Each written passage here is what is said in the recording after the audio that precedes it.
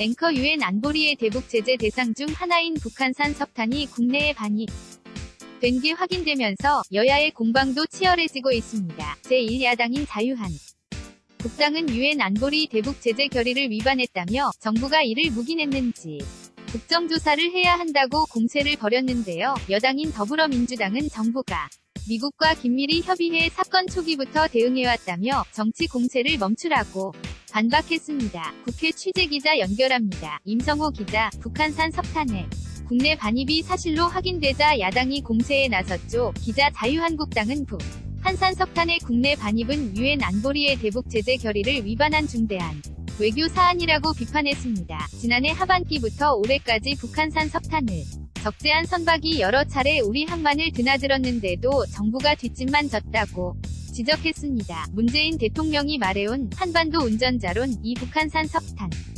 운송을 말하는 것이었느냐고 꼬집기도 했는데요. 김성태 원내대표는 정부의 탈원전 정책과 북한산 석탄 반입이 연계돼 있다는 의혹까지 제기했습니다.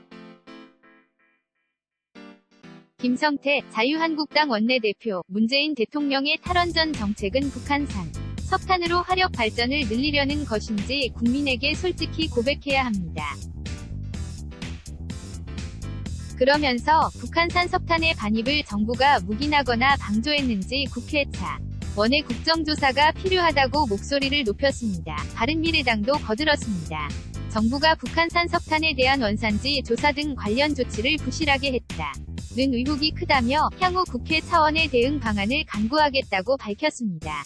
앵커 여당인 민주당의 반응은 어떻습니까? 기자 한마디로 야당의 전형적 인정치 공세라는 입장입니다. 홍영표 원내대표는 우리 정부가 UN 안보리 위 대북 제재 결의를 충실히 이행했고 미국도 우리를 신뢰한다고 밝혔다고 강조했습니다. 또 지난해 하반기부터 북한산 석탄 적재가 의심된 선박에 대해 미국과 협조하며 조사하는 등 철저히 대응해왔다고 말했습니다. 그 결과 북한산 석탄 반입이 확인됐고 안보리 제재 결의에 따라 우리 법률로 해당 업체들을 처벌하면 될 문제라고 선을 그었습니다. 당연히 우리 정부나 기업이 미국으로부터 2차 제재, 이른바 세컨더리 보이콧을 받을 가능성도 없다고 확언했습니다. 그러면서 굳건한 한미 공조의 균열을 내려는 정치적 정략적 공세를 즉각 멈추라고 야당에 촉구했습니다. 홍영표 더불어민주당 원내대표, 근거 없는 주장으로 이 문제를 정쟁화하려는 시도가 있다면 국익에 도움이 안 될 것입니다. 북한 비핵화를 둘러싼 북미